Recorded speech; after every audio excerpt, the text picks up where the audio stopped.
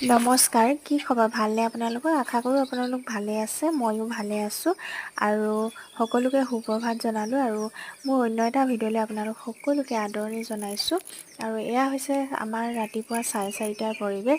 শাওণ মাহত কুঁৱলী পৰিলেই দেখিছেনে, সেইকাৰণে ভাবিলোঁ আপোনালোককো দেখাই দিওঁ। আপোনালোকৰ ফালে বাৰু পৰিছেনে কুঁৱলী? আৰু নঙলাডাল খুলি এয়া অকণমান দেখাই দিছোঁ আপোনালোকক।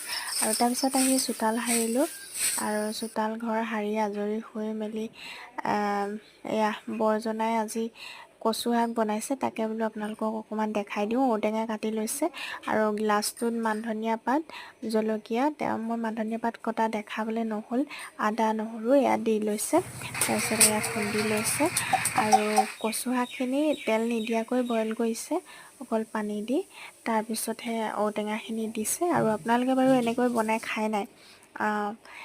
জনাবচোন কমেণ্ট কৰি। এনেকৈ খাই খুবেই ভাল লাগে।